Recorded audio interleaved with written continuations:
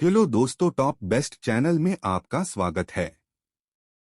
चलो आज एक शेयर मार्केट के बारे में कहानी सुनाता हूं जो एक इन्वेस्टर की है। लेकिन उससे पहले स्टॉक मार्केट के बारे जानना जरूरी है। शेयर मार्केट में ट्रेडिंग क्या होती है? What is share marketing?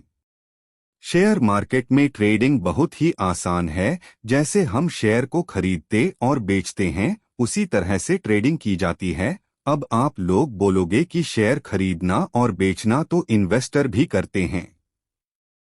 बिल्कुल हाँ, ट्रेडिंग भी ठीक इसी तरह की जाती है। बस फर्क सिर्फ इतना सा होता है कि इन्वेस्टर शेयर को ज्यादा समय के लिए खरीद कर रखता है और ट्रेडर शेयर को कम समय के लिए खरीदते हैं या शेयर को खरीदते और बेचते रहते हैं। शेयर को जल्दी जल्दी खरीदना बेचना ट्रेडिंग कहलाता है।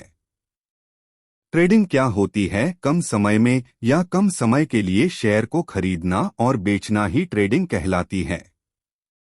इसके भी कई प्रकार होते हैं, जैसे कम पर खरीदना, ज्यादा पर बेचना या ज्यादा पर खरीद कर कम पर बेचना, ये भी ट्रेडिंग कहलाती है। अब देखो ट्रेडिंग कितने टाइप की होती है। एक इंट्राडे ट्रेडिंग क्या होती है? रोज शेयर खरीदना, रोज बेचना। दो स्विंग शेयर खरीदकर जब फायदा हो जाए तो शेयर को बेच देना ही सकता स्विंग ट्रेडिंग होती है। फायदा 3 दिन में हो जाए या फिर हो सकता है 15 दिन भी लग जाएं। अब ऑप्शन ट्रेडिंग क्या होती है? 3 ऑप्शन ट्रेडिंग, इससे हम शेयर या निफ्टी बैंक किसी में भी ट्रेड कर सकते हैं। ये 1 वीक के लिए होती है, उससे पहले भी बेच सकते हैं अगर प्रॉफिट हो जाता है तो। शेयर मार्केट में ट्रेडिंग करने से पहले ये कहानी जानना जरूरी है। आपसे रिक्वेस्ट है, प्लीज कहानी को लास्ट तक जरूर देखें और सुने। तो कहानी कुछ इस प्रकार है। माथुर अपने समय के महानतम स्टॉक ट्रेडर थे। उनका जन्म 1877 में हुआ और जब लोग जानते भी नहीं थे कि ट्रेडिंग क्या है, वे एक प्रोफेशनल ट्रेडर बन गए। 30 वर्ष की उम्र में उनकी संपत्ति मुद्रास्फीति समायोजित होने के बाद $100 मिलियन थी। 1929 में माथुर विश्व के सबसे जाने माने निवेशकों में से एक थे। उस वर्ष स्टॉक मार्केट में आई गिरावट जिसने महामंदी की शुरुआत की, उसने इतिहास में माथुर की विरासत को और भी मजबूत कर दिया। अक्टूबर 1929 के एक सप्ताह में स्टॉक मार्केट के 1/3 से अधिक मूल्य का सफाया हो गया, जिसके दिनों को बाद में काला सोमवार, काला मंगलवार और काला गुरुवार नाम दिया गया। माथुर की पत्नी तारा काफी डरी हुई थीं जब उनके पति 29 अक्टूबर की शाम को घर पहुंचे। कटिवाड़ा के सट्टेबाजों के आत्महत्या करने की खबरें पूरे विश्व में फैल रही थीं। उन्होंने अपने बच्चे के साथ रोते हुए माथुर का दरवाजे पर स्वागत किया और उनकी मां इतनी व्याकुल थी कि वे दूसरे कमरे में बंद होकर रो रही थीं।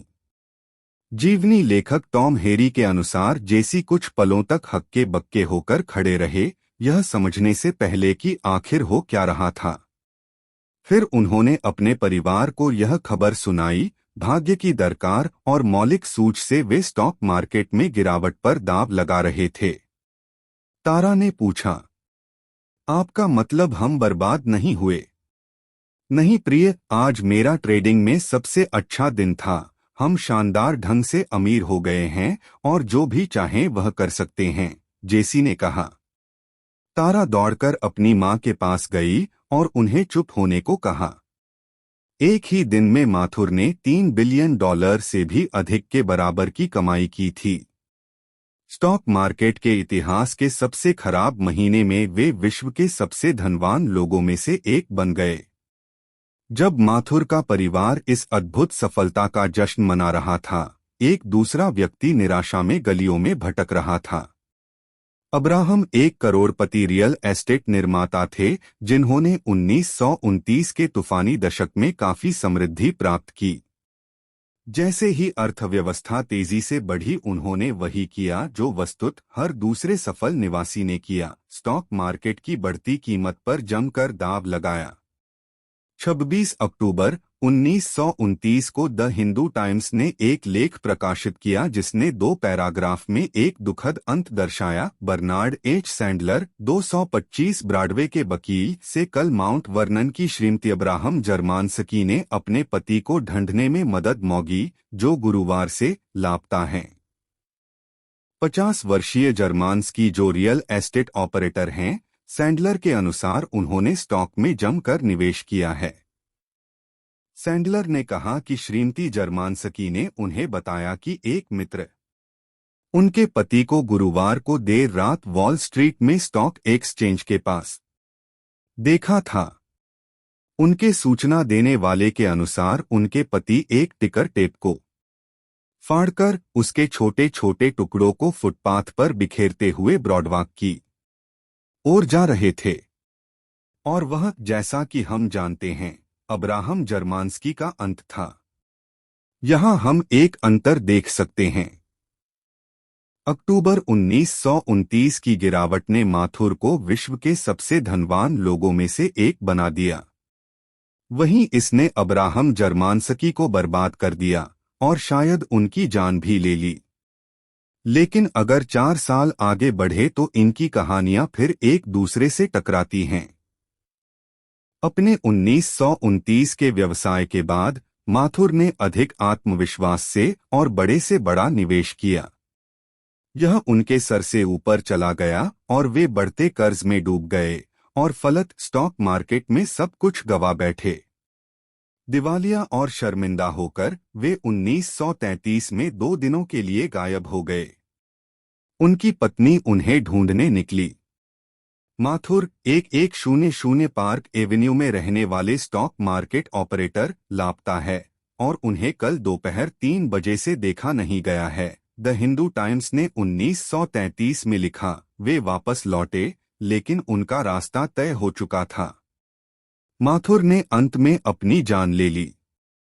समय अलग अलग था, लेकिन जर्मानस्की और माथुर में एक समानता थी, वे दोनों धनवान बनने में बहुत अच्छे थे और धनवान बने रहने में उतने ही खराब।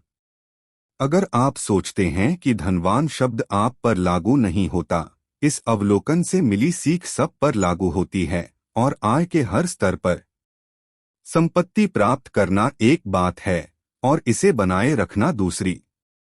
यह कहानी बिल्कुल सच है कि शेयर बाजार में ट्रेडिंग करने के कितने खतरनाक परिणाम हो सकते हैं और हम शेयर बाजार में ट्रेडिंग करके अमीर भी हो सकते हैं, लेकिन जैसा कि इस कहानी में बताया गया है कि ट्रेडिंग में पैसा डूबने के बाद इंसान के पास कोई रास्ता नहीं रहता, जिसके कारण कई लोग आत्महत्या भी कर लेते हैं। इसीलिए जो ज्यादातर सफल निवेशक होते हैं वह हमें ट्रेडिंग करने से मना करते हैं, क्योंकि सारा पैसा डूब जाने और अधिक कर्ज में डूबने के बाद बहुत कम लोग उस समस्या से बाहर आ पाते हैं। इसलिए कभी भी लोन लेकर ट्रेडिंग न करें। आपको कहानी अच्छी लगी हो तो प्लीज मेरे चैनल को लाइक, शेयर और सब्सक्राइब करें। Thank you for watching my video.